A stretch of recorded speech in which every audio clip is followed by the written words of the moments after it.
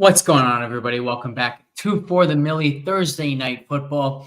Games don't get much less exciting than this one, and yet it's still a big opportunity on both Pick Six and Showdowns. We'll talk through this game. We'll talk a little bit about the main slate, maybe some lessons that we learned last week that we can apply to this week. TwoGun, you just disappeared on me. I don't know where you went, but hopefully TwoGun will find his way back in here momentarily. Let me make sure. There he goes. Okay. I'm old. I click buttons by accident. It happens. That's just, I turned 42, I don't know, sometime this week, and, whoops. That may have been your way of saying you want no part of this game tonight, but no, I do. I told myself I shouldn't lose too much on a glorified preseason game is what this is. That's what we kind of need to keep in mind. This is a glorified preseason game, but I wasn't above playing preseason DFS. Not gonna lie. I played preseason DFS. Didn't really do well at it this year. I did actually pretty well at it the year before, though. I mean, keep in mind, preseason is teeny tiny prize pools, but yeah, it's weird. It's not just that we have so many players out. Chris Olave, Rashid Shaheed, Derek Carr all out for New Orleans. Taysom Hill also, at least doubtful still for New Orleans, but almost certainly the four of them will be out. And then on the Denver side, we have rumblings from the coach that maybe they want to look at Estime tonight, and it might be less Javonte Williams than usual. So I don't really know what's going to happen there, but we're going to talk through all of it. Let's start with Showdown. Do you have any immediate thoughts, immediate kind of ways that you want to build for this slate? That's what I thought. So what is there to do? I mean, I don't know. Like, Kamara is the clear chalk, I guess, but he's also the clear highest floor and highest ceiling. So whatever, I'm going to use him.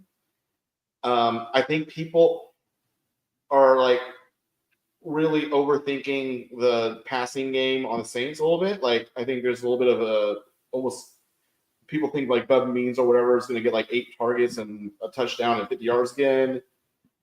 But he's also only 4,000, so, I'm not going to be like screaming fade about that. But what I'm going with, though, I have 2 lineups so far. Maybe I'll do a third. But the 2 lineups I'm going with are 5-1, one 5-1 Broncos, one 5-1 Saints. Because an oldie but a goodie strategy I like on these showdown slates is when the spread is tight, people feel like they should go 2-4-3-3. Sometimes it's better to go 5-1. And one thing I know about these preseason games, they can be low-scoring garbage affairs. And low-scoring garbage affairs are better for the 5-1s. You don't want a 5-1 with 55 total points in a game. It's almost never going to be optimal. It's almost way more generally optimal when it's one team doing scoring and one team just kind of sucking. Yeah, I think all of that is fair. I think that my strongest opinion is actually differing from you a little bit in the sense that I think that Alvin Kamara is a fade. And I think making that sort of the centerpiece of the lineup does make a lot of sense. And one of the reasons why I'm considering that so heavily is because you kind of mentioned that you feel like everyone's kind of thinking, hey, this New Orleans passing attack might be a little bit overrated. People are looking too much into it, and he's just going to drop it off to Kamara. I think that that's the most popular opinion. I think the most popular opinion is that Kamara is going to be targeted 10 times. And you know what? He might be. But one thing I'll point to is last week, Kamara, 8 targets, 5 receptions. But Spencer Rattler threw the ball 40 times. They gave up 51 points, and he threw the ball 40 times. So I don't expect anywhere near as many dropbacks for New Orleans this week. And I don't think that Rattler really wants to drop the ball off. He doesn't want to check it down. He wants to actually throw the ball downfield. And no Patrick Surtain this week for Denver makes a big, big difference in how they defend. They already are a high blitz team, in which case the running back is often left in pass protection. We see that they have been a great matchup for tight ends by our DVOA adjusted fantasy points again. So Juwan Johnson, another big target of mine this week. But I just think the prevailing wisdom is Kamara's going to get targeted so many times, so play him. But he's going to be massively owned. And one of the truest things about running back production is it tends to go up when the offense performs better. And I just don't think that New Orleans is going to be that successful offensively with the backup quarterback, with three of their most important offensive weapons in Taysom, Olave, and Shaheed out, and against what has been a pretty good defense. It's almost like, where are you going to use your salary, though? if you don't use Kamara, like, where do you use your salary? It's not like you're fading him and there's this other guy you can use. It's like, okay, you fade him and he gets 10 points. Is there a way to even use that salary more? So I was chatting with some subscribers in our Discord earlier, and one of the things I said was I didn't even know earlier this morning whether I was going to be playing Showdown or not. I was considering just playing Pick 6 for this slate. And it was for that exact reason. I thought, hey, the smart move is to fade Kamara, but if you end up fading Kamara, there's no way to use that salary, and it ends up that you should just use him anyway for his raw score, even if he isn't a very good value, even if he's clearly overpriced, things of that nature. But as I started to actually build lineups, I have built a number of lineups that I like that don't include Kamara and that actually still end up a little bit pressed for salary where, I'm not able to just take the best of the New Orleans pass catchers like Bub Means, where I have to go down to Tipton or something like that. So I think that there's more room for that than I originally thought. I will say, though, you generally have to use both Cortland Sutton, or you have to use like both the pass catchers or both the quarterbacks, sorry. And then you have to use Cortland Sutton and like Javonte Williams, who both, especially Sutton, seems a little kind of overpriced to me. Yeah. So first, I agree. You end up having to pretty much use all of that. And you have to kind of say that the offenses do overperform a little bit relative to expectations, but that they're doing it not through Kamara. And obviously, like, that could be, Denver just actually has a pretty good offensive game, and it's New Orleans still struggling offensively, but what they are able to do offensively is just throw the ball down the field. We know Rattler has a little bit of rushing upside, so I think both of these quarterbacks have enough rushing upside that using both quarterbacks is almost the easy part, and the hard part is, okay, what other expensive guys? Am I using Sutton? Am I using Javonte Williams? Those are the, I think, tougher questions to answer. Because I honestly don't like any of them. I mean, I actually kind of agree with you. My first initial reaction to this slate was to fade Kamara, but then I'm like, what the hell am I going to do, though? Like, Sutton? Javonte Williams? And that's kind of why I like the 5-1 better, but which is a way of, and that's not with fading Kamara, though. That's a different thing. That's a but okay, I'm with you on one lineup, Alex. I'll have three lineups, and one of them will not have Kamara in it. It's gonna be passing heavy lineups, at least from the Saints side. But it's just it's tough to really feel like you have what is this mistake the public might make on this Showdown slate, besides maybe over loving Kamara, which I'm still not totally convinced is a terrible idea. I think that the next mistake might be reading too much into the comments. So I'm trying to scroll through. Okay, here we go. Here's what Sean Payton said after the game versus the Chargers. We have to see these guys. We are a young team. I want to see this runner as well. I want to see Estime, Broncos head coach, told reporters after the 23-16 home defeat. We are going to see Vele. We are going to see Franklin. We are not waiting to redshirt these guys. I think that a lot of people are going to take those comments and run with it as if, suddenly Estime is going to be the Ray Davis of this slate. I don't think it's going to be that way. I think at most we're talking about mixing him in for one series in the second quarter and then maybe a series in the third quarter, things of that nature. I still think it's going to be Javonte Williams. And the other thing I'd say there is I think it's going to be dependent on game flow, and they're going to be playing in enough blowout games where there's going to be plenty of time to get guys run, to get guys looks, where if they've got a chance to win this one, I think it's mostly going to be their guys. Yeah. I kind of go back to I don't know. It's tough. I think people are going to overestimate Means, and I'm seeing kind of some dumb stuff on Twitter about talking about Means because they like rookies and they've never heard him before. But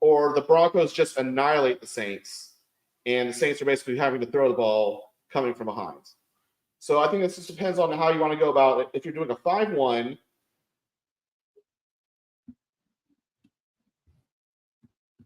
I can't hear you, but the thing stopped.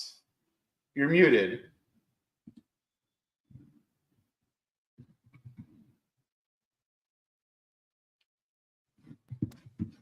How about now? All right, I can hear you, buddy. Okay, good. All right. I don't know what the heck happened, but we're back. What was the last thing that you guys heard? Because TwoGun 100, we definitely heard that. Got it. All right. Assuming so, that you won't do, you'll mess up your lineup somehow, and I'll end up at the 200 100K type situation. And I just kind of was randomly. There's two ways to go about doing a Kamara fade. I think you could do the 3-3 balanced lineup passing game on the Saints, or you could do a 5-1 Broncos beatdown, and maybe your Saints bring back isn't Kamara, it's Jawan Johnson or a receiver. I mean, it might be Kamara just because of salary, but I don't know. I think there's kind of two ways to go about that. But yeah, I think you're right. People are definitely. There are the two stupid things I saw on Twitter were both on the Saints side. I really didn't think stupid on the Broncos side. The Saints side was Bud Means is the new Olave, even though this was the first game he ever played was last week. And the second thing is Kamara's going to get 30 touches. So I agree. Those are two things you should fade.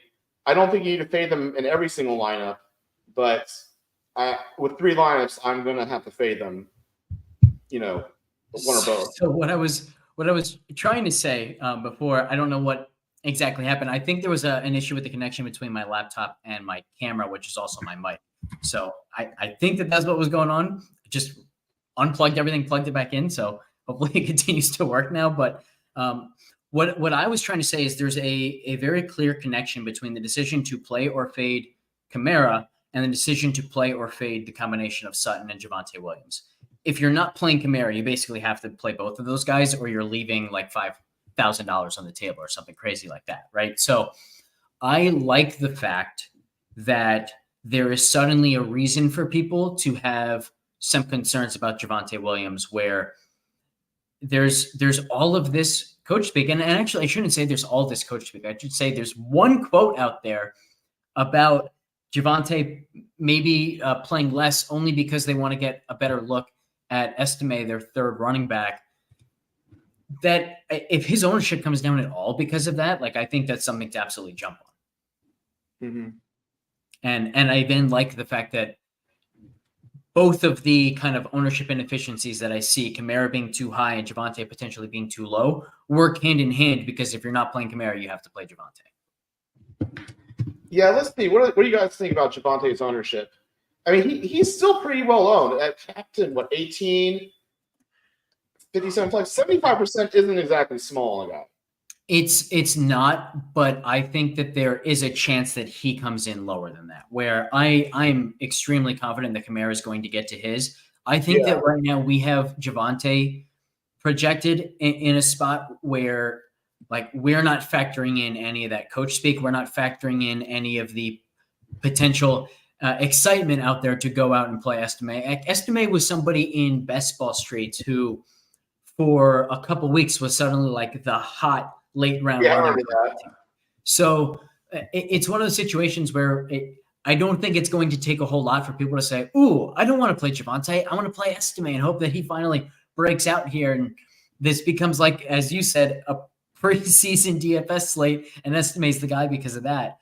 This is still regular season NFL football, and teams are going to give the ball to their best running back more often than not. Especially in terms of goal line work and stuff like that. So, yeah. And the other thing is, this is a very solid matchup for the Broncos running back, plus 16% in the DVOA adjusted fantasy points against. New Orleans also close to the bottom in adjusted line yards allowed. And all of that is, when New Orleans has just been a regular offensive team. Now that they are so handicapped offensively, that should mean more time with the ball for Denver. It should mean better field position for Denver. It should be a better game script for running back touches for Denver. So all of this to say, I just think Javonte is a much better play. And in fact, if Javonte and Kamara were the exact same ownership, I think I would still lean to Javonte here. Yeah, and at the end of the day, the Broncos are they're favored by a little bit, but no, I mean I'm with you there. I just misread the Kamara ownership. My gut said he'd be 95% owned. Yeah. But but yeah, like also looking at this, like this Bub Means is what, 47 a flex and 54%. That's not a huge fade, but again, I think he could easily be 5 points. Yeah. So it's just a matter of how do you go about your lineups, and do you do the 3-3 or do you do the 5-1? And how much of a Kamara fade do you do? I don't know. I'm kind of messing with mine a little bit here. It's funny, like with DraftKings, like I feel like they try to trick you sometimes with a kicker. Like, why do they have Charlie Smythe in the player pool? I think sometimes, especially if a kicker is hurt and they bring in a few kickers to try out, then they leave all of them because when they have to actually like submit the pricing, they don't know which kicker is going to end up being the active one. Okay, it's just interesting how like they do the pricing sometimes. Yeah. Where like they clearly yeah, and then like like it's like we could talk a little bit about some of these garbage Saints receivers, but it's just the one thing I've learned from preseason is you'll be shocked at how like they'll get 3 targets. Each of them. Like I think I was looking at some of the advanced data from last week about them. So let me bring that back up here. Let's see. Our DVOA data slightly likes Denver, like slightly likes tight end against Denver. So that's like points for. I really like tight end against Denver. Yeah, it's partially because they do like to blitz a lot, and so when you have blitzes, you have to find the quick and easy outlet, and a lot of the time that's just the tight end over the middle of the field. But it's also like the Denver secondary typically is one of the strengths. Now, again, there's no Surtain, so we have to take some of this data with a grain of salt. Like I'm not taking much stock in the fact that it's negative 40% for opposing wide receiver ones. Like that's mostly Surtain's effect. But if we look at the New Orleans receivers from this past week, let me get Denver out of here, and I will actually then share my screen here so everybody can see. And this is a really easy thing for anybody with the FTN subscription to do. We are just here in Stats Hub. So the first thing I want to do is I want to look at how many routes were guys running last week. So we had Shaheed lead the way at 39 routes. And then you see Juwan Johnson, Alvin Kamara, no surprise there. Bub Means, Cedric Wilson, 27, Tipton, 21. And so we know that, all right, Shaheed's not getting those 39. Those 39 routes have to go elsewhere.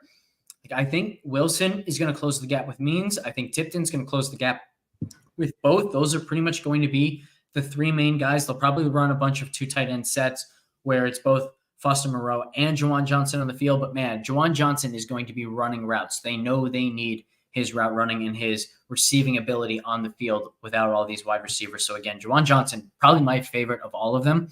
But beyond that, like I think you mentioned earlier that people are going to go too much to Bub Means. I think you're right. I think the likelihood that Wilson beats Means or the likelihood that Tipton beats Means, like it's almost 33%, 33%, 33% for each to be the top scoring wide receiver of the 3 in my mind. And ownership is not going to reflect that, especially not when you also consider the fact that Means is the most expensive of the 3. Yeah. People just love like a new shiny toy type situation. Yeah. And I don't know. It's to me, this is just the Saints are a freaking preseason team. But the fact that they're only 2.5 point underdogs is kind of respectable. But that's more of a respect to their defense, I think. Honestly, I think it's more of a lack of any confidence in the Denver offense to do anything. Plus, Sertan being out, so it's just two bad teams, right? And the thing about two bad teams are often ugly is games. the variance goes even higher. Yeah, like it becomes even more stupid. Like football and DFS, it's all kind of stupid. Like people try to inject certainty in something that's fundamentally kind of stupid and random, and now the randomness goes even higher. Yeah. Like, how do you feel about the defenses on this showdown slate? I don't know. I have the Denver defense in my 5-1, obviously, for Denver. The Saints, I don't know. I kind of going in. I'm kind of going back and forth between a 5-1 Saints with the defense and without it. I don't love I just in general don't love defenses on a slate like this because they're probably going to be more owned than they should be because people are like, it's bad. A bad game doesn't necessarily mean defensive points. Yeah. Yeah, 100%. I think a good rule of thumb is just if you're using the defense, it should be as part of a 5-1 stack. If you're not doing a 5-1 stack, you don't need the defense. Yeah.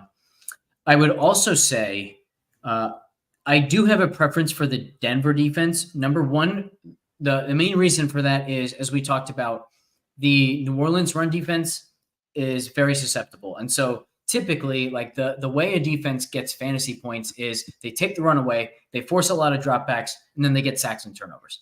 And so part one there is I think that New Orleans is going to struggle more to run the ball than Denver will. Point for the Denver defense. And then the second thing there is Bo Nix has been fairly conservative, whereas Rattler, again, he wants to chuck. We saw a lot of it last week, right? We saw the good of Rattler. We saw the bad of Rattler. 2 interceptions. He took a couple sacks, but he also scrambled 4 times for 27 yards. He was actually pushing the ball downfield, looked pretty good throwing it at times. So more opportunity for fantasy points for the Denver defense, and therefore I will just take the Denver defensive force to choose. But again, I'm only going to be using a defense if I go with a 5-1 stack, and currently my lineup is not a 5-1. Yeah, I think that's fair. People tend to overestimate defensive points. It's just so easy for it to be 4 points on the defense. Yep. And then it's just you're really hoping for low scoring showdown at that point. Every now and then there's going to be a defense that breaks a showdown, and it's random. It's not going to be expected. It's going to be remember last week the Tampa Bay chalk defense got that 8 points because of a bullshit incomplete that's how defenses break slates. It doesn't make sense. It's just a couple bullshit plays. That's how they break the slate. They don't break the slate because they're like a bunch of sacks and 3 points given up. No, it's bullshit. That's how they break the slate. All right, we have Tipton at 1,600, Lil Jordan Humphrey at 2,000. We have Foster Moreau, 2,800, Troy Franklin, 3,000, Cedric Wilson, 3,200, Bub Means, 4,000, Vele, 4,400. With all of this value, is your first thought to try and avoid all of it? Do you have any favorites here? Or are you just thinking look, instead of trying to outguess everybody on all of these guys, I'm going to try and very specifically play away from it, which might mean Javonte Williams, Cortland Sutton. Maybe you're trying to do both of those and Alvin Kamara. How are you handling all of this value chalk, particularly pass catchers that are so cheap? I think it just depends on the lineup. In general, I'm trying to avoid it and not guess. I don't think any of them are that great. I think Juwan Johnson is underappreciated. He's more expensive, but he's still not that expensive, and he's the best player of the group. And he can easily get 8 targets this game. And I feel like if his targets go up, it's going to be at the expense of some of these guys. I seem to be using Tipton the most. He's basically free, and he will be on every snap. But Tipton, those guys, they're all bad. I don't know what to tell you. They're not. I don't have no real faith in any of them. Troy Franklin, you also got the Denver side. You got Troy Franklin too. like these guys all stream 3 targets. Maybe you want to guess what happens with those 3 targets? Fine. If they fit the lineup, they fit the build, okay. But don't think you have to force them in. Is kind of where I'm at. And it goes back to, am I doing a 5-1 or am I doing a 3-3? Doing a 5-1, I'm going to have the defense, the kicker. So I'm going to just use the studs.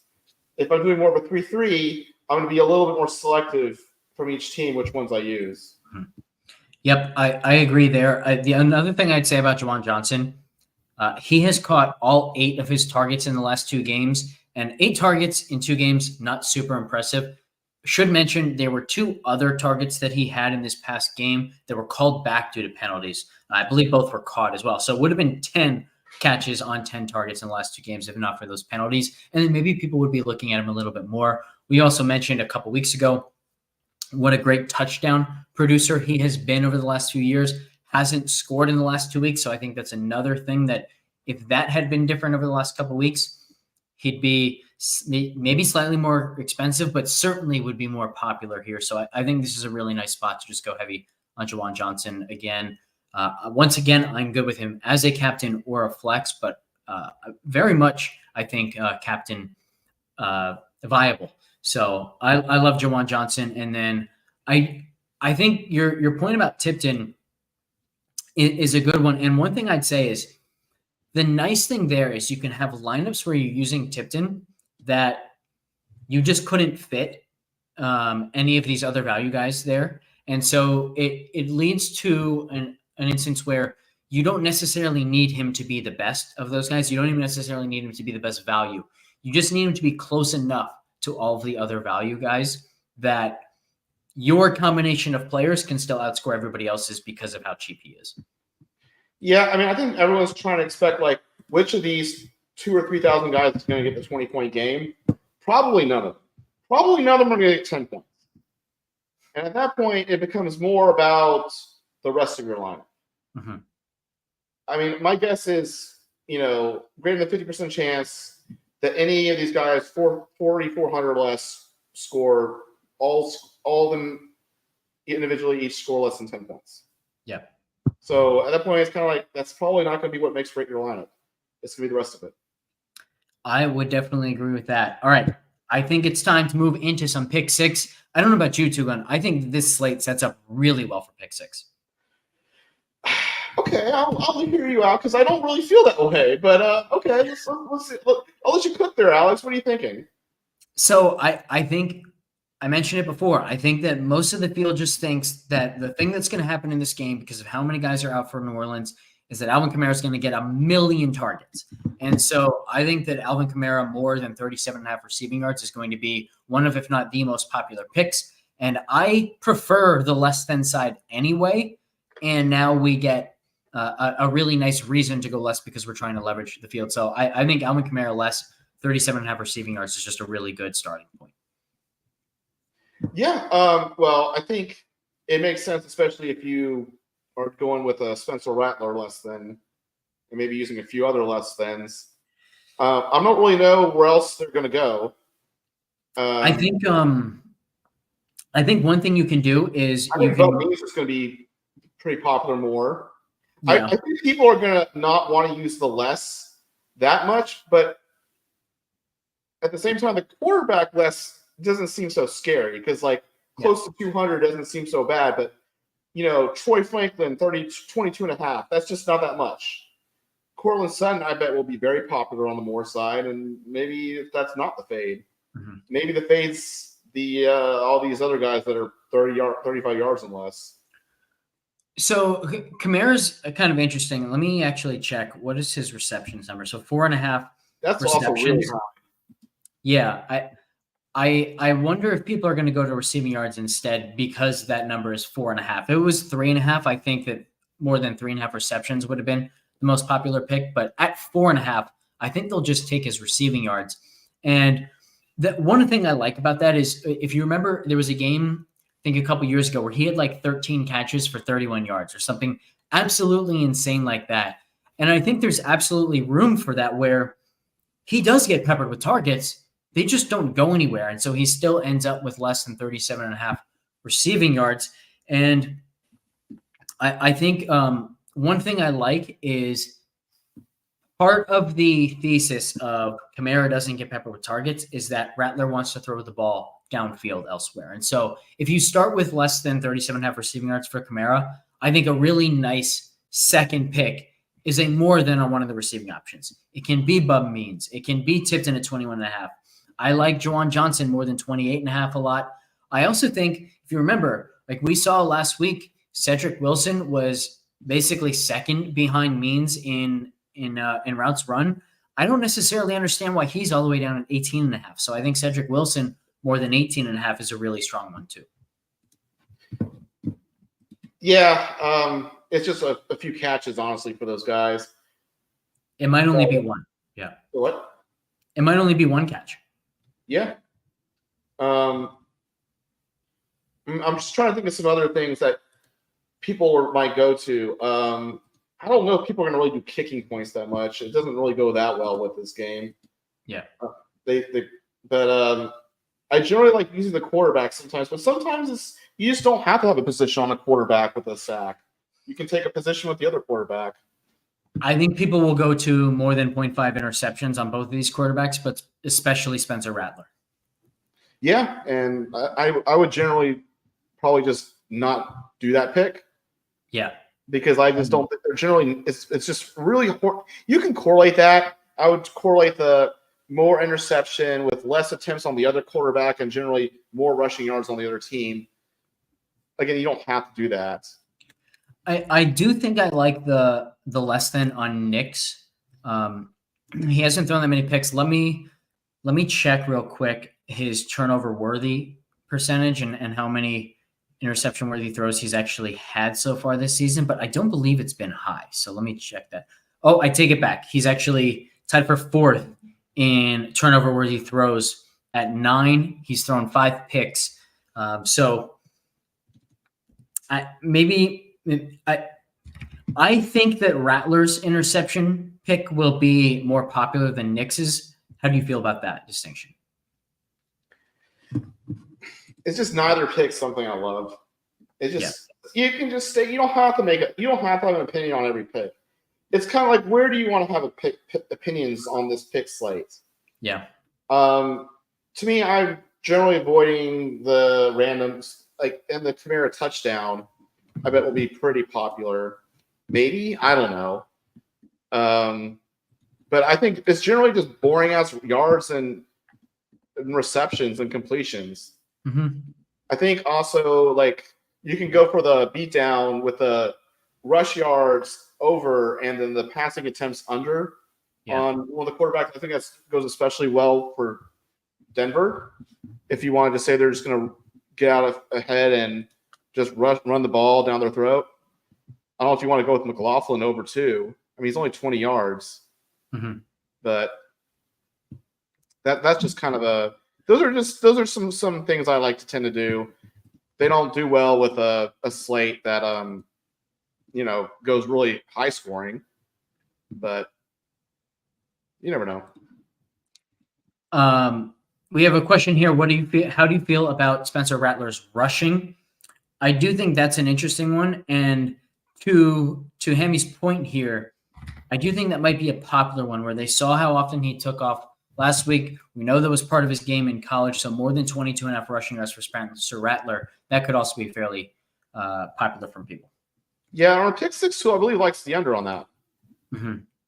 So it doesn't really correlate that well with anything else. You can maybe say rush yards correlate, like low on the rush yards correlate with higher on the reception yards, but it's pretty weak in my opinion. I think the reason why we like it as much as we do in the tool is because he only had 4 carries last game. And again, he had 40 pass attempts. So with that many dropbacks to only have 4 rushing attempts, I do think that the less than is definitely the stronger play here. And it's also, I think, going to be the less popular play. So whenever there's that combination, I do like the pick. I'm just trying to see how well it the correlation bonus is. I said Spencer Rattler lower on rush yards and Cedric Wilson higher on reception yards, and it gave me plus 0.3% correlation bonus. Yeah.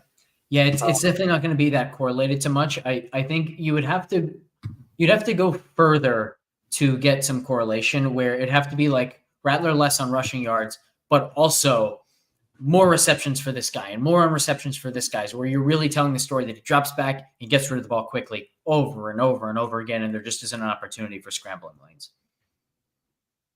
Yeah, like plus 1.2%, bro. If I do Bub and Alvin, yeah, it's tough to really like if I do like higher on Bub, Means, and Kamara on receptions, it just makes more sense to take Spencer Rattler higher on completions. Yeah, it sometimes it's just hard. Sometimes like sometimes you have to hope the public does it and they're wrong. Mm-hmm. It doesn't necessarily mean you use it. That's how pick six is different from DFS. And particularly that's true when the pick isn't that correlated to anything. Like the Kamara one, because I think that more than 37.5 receiving yards is going to be so incredibly popular, I want to take the less than because I know it's correlated with a lot of other stuff. And so it makes it easier for me to get to 6 out of 6 correct if I start with that. And then I'm also like, I'm telling the same story throughout the rest of the picks. So all of that just makes a lot of sense. Right. It's just a question of, do you want the thing amidst the most correlation, though, is a pure Spencer Rattler under passing yards, and the Saints offense just sucks. Yeah. You could do it with the kind of the game script we're talking about where he airs out. But to me, that's easier done in Showdown than it is in Pick 6. Yeah, I agree. So that's why I go back to like you're making me like Showdown more, and you're making me like Pick 6 less. The Kamara fade, it's a way more powerful in Showdown if you're right about the Kamara fade. Mm-hmm. And Pick 6 is kind of a shit show otherwise. I think one of the reasons why I agree with that is because I am not confident that, or I am really confident that Kamara is not going to do a whole lot on the ground. Touchdowns, so variant there, and he could certainly have a score or two tonight, but I'm confident that he's not going to rush a ton. Kamara less than 72.5 rushing yards was the first underdog pick that I made this week. By the time I actually sent some out yesterday morning, he was already down to 71.5. And now we see he was 68.5 when we started the show. He's gone down to 67.5. So I love the less than on his rushing yards, but so does everybody else, it seems, which is why I want to start on the receiving yard side. And I think that's something that like I see people going away from Kamara on rushing yards. I know people think Kamara is going to be heavily involved and is basically the whole Saints offense. That means they think his production is coming through the air on receiving yards. So I really think we are on the right track here in Pick 6. His rush plus receiving is 107.5, which is not going to be popular on the more side as much, but it gives you a lot on the less side if you just want to go that route, especially if you're going with the Saints beatdown in general. Like saying the Saints offense just can't do shit. Yeah. So.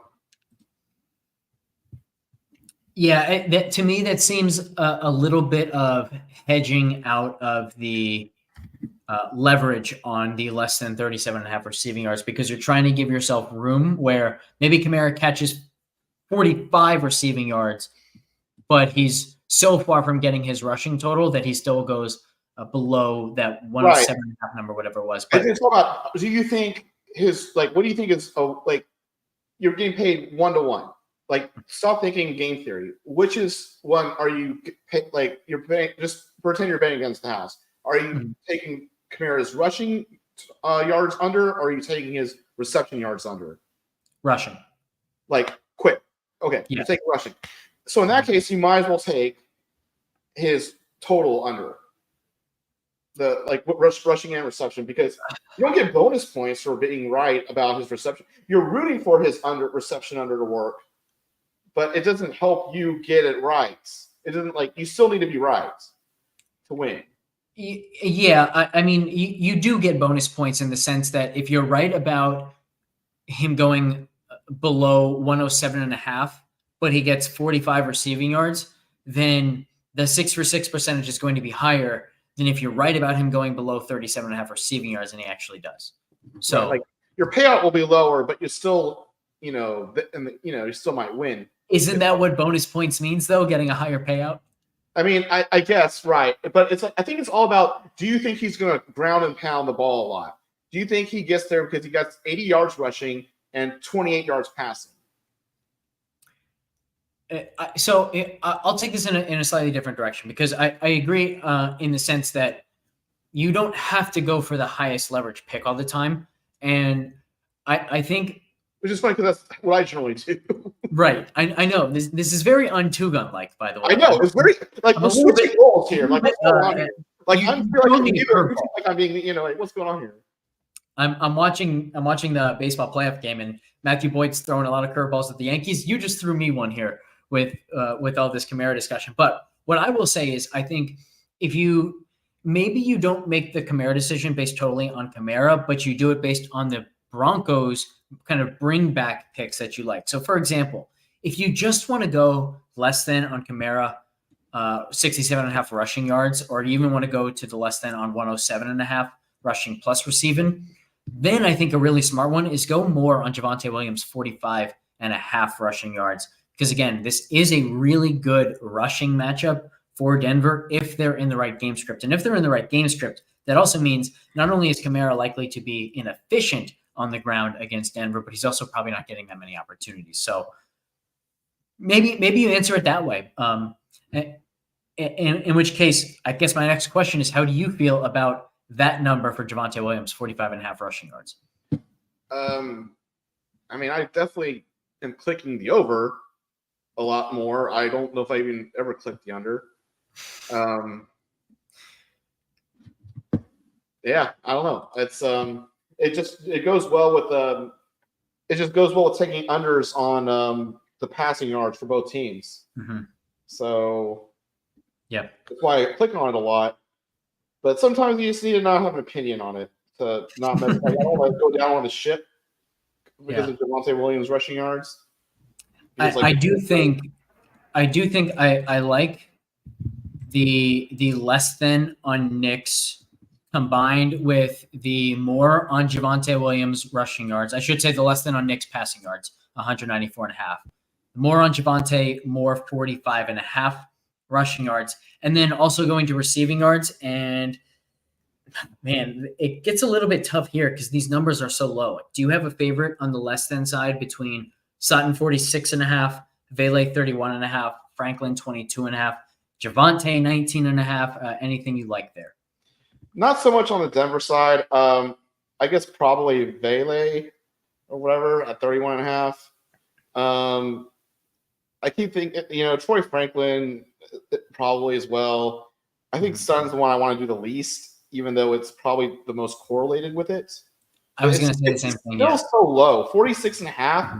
Like, I'd want that to be like more like 55.5. Yeah. I also think this is an instance, because these numbers are so low, where you can just stop the correlation at Knicks less than, 194.5 passing yards, more Javonte 45.5 rushing yards. You can stop there. You don't have to pair it with a less than on receiving, because to your point, like other than Sutton, I don't even think the correlation is that strong because these numbers for Vele and Franklin are so low. Yeah. And our tool just kind of likes Sutton. It seems closer to 60 yards. But again, our tool also likes the Bonix over by a smidge. Mm-hmm. Our tool really hates Rattler's passing. It really hates the Saints' passing attack in general. Mm-hmm. It just feels like they can't do shit. Yeah. So we've seen over the last few years, and actually think of Philadelphia earlier this year, when a team is without their number one and number two passing options, it just hurts so much. So much of the modern NFL offense is about the receiver winning one-on-one matchups. And if you don't have receivers who can win one-on-one matchups, which the Saints don't really have right now, and the Bub Means truthers are going to hate me for that, but it just really, really suppresses offense, let alone when you have a backup quarterback in.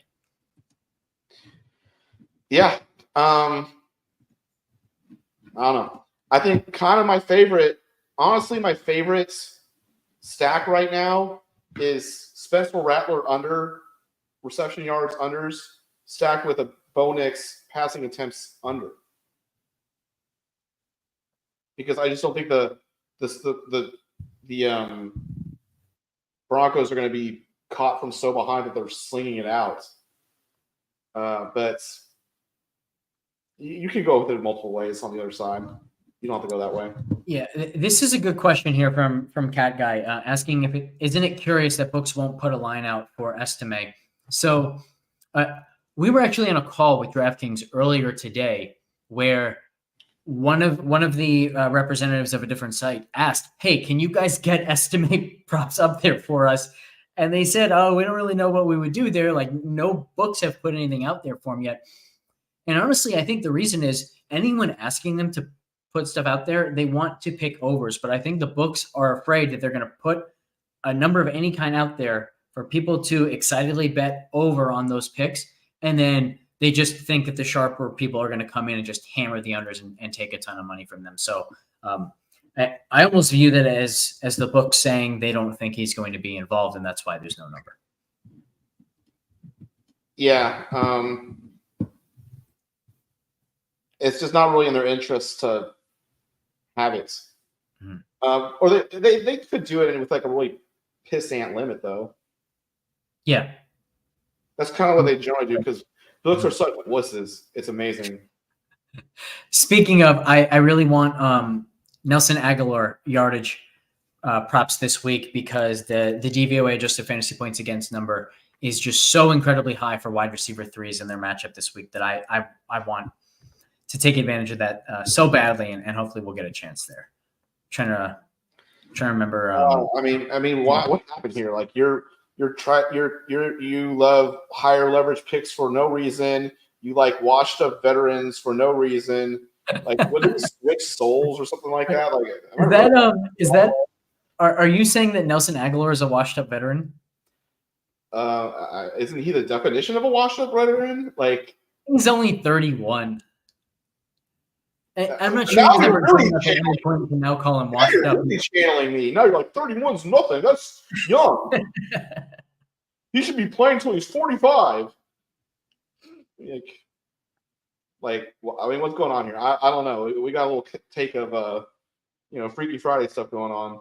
Maybe. Brian S. estimate 14.5. Take the under, right? Yeah, I think I would, especially since the over is minus 125. But one thing I'd say there is I'm only taking that number if you get paid out if he doesn't have any snaps whatsoever, right? So some books would just void that. To me, like it's almost like he doesn't play at all, or he's got a good chance to go over. So if you're not going to get paid for him playing 0 snaps, then you don't want to take that under. Yeah, or it could be like ESPN bet where they'll let you lose if he doesn't play, but if he does play, they'll like the overs lose, but the unders won't win. Mm-hmm. Something like that. Yep. I mean, I just like to bash that place because everything. I don't know. There's just a certain when you're in the sports betting business and all they want to do is be like they're so scared and all they want to do is fleece the little guy, and I just got no respect for that. This was my point too, Cat Guy. He can't be washed up if he was never that good to begin with. I never really thought about it like that. Let's see. There's one other thing I wanted to ask you. Oh yeah, Main Slate this week. Have you given any thought to it so far? No. Okay. No, I don't even think I've looked at the games yet, Alex. I'm not going to lie. So first of all, there's some really good games. Detroit, Minnesota, Seattle, Atlanta could be a very pass-heavy affair. Cincinnati, Cleveland. We've got Green Bay and Houston. We have Philly against New York. So there's going to be some potential ownership on Hurts and A.J. Brown once again. Raiders, Rams, a lack of defense. Washington facing off with Carolina, so more offense there. And then a really good game, Kansas City versus San Francisco. So it does strike me as yet another week where there's going to be some really good offensive spots. And I think to this point, we've kind of played it pretty well where we're finding the good spots that go overlooked a little bit. We don't have the GPP scores yet, so I don't want to take any stances on who my favorite stacks are as of yet. I think the main point is just, once again, I think we're going to find some pretty good offenses and pretty good individual players at some muted ownership, I think is a good way to put it, just because people will naturally settle on one offense for kind of no reason, just like we saw last week with Dallas. Yeah, there's just a lot of potential high-scoring games here. Packers, Texans. There's I can see there being players that are kind of expensive in a game that can be high. That the people they're just going nah, he's just not a good enough value, and that's actually going to be where like Stephon Diggs this week. Isn't he 7,700 or something like that? He is 77. Yes. Yeah, like some guys like that. I think there's gonna be a few guys that are in potential high scoring games that are studs. They'll be 3 or 4%. That might be the way to go and focus on those. My hope for the week is that people land on the Detroit-Minnesota game, because on the one hand, they are two good offenses. On the other, they're two very, very good defenses too. And so I think that game has the potential to shoot out, but it also has the potential to be like a 23-17, just total slugfest where no one's having a huge game. So again, we'll see what happens with ownership, but I think this main slate could be a really, really fun one for us. Yeah, I also could see Seattle Falcons. I'm not sure what the pricing is on some of those Seattle guys. Atlanta guys like Drake London, Bijan, they'll get bid up real fast. Yeah. Because it's just when there's a high scoring game and people can get players for under 6K, that's where everyone flocks to. Yeah. And they kind of try to avoid the 7K plus guys. Yeah, I agree. And so then it's just a matter of going the studs and scrubs with yours. And we generally focus more on the studs, but it's nice to have some scrubs that you like. And of course, I'll choose Jalen Polk and then Demario Douglas will have 23 points or some shit like that. So, because I just always do that wrong. Yeah, man. All right. Thank you, everybody, for tuning in. We will be back on Sunday for the subscribers at 10 o'clock a.m. Eastern. We'll catch you then. Thanks for tuning in.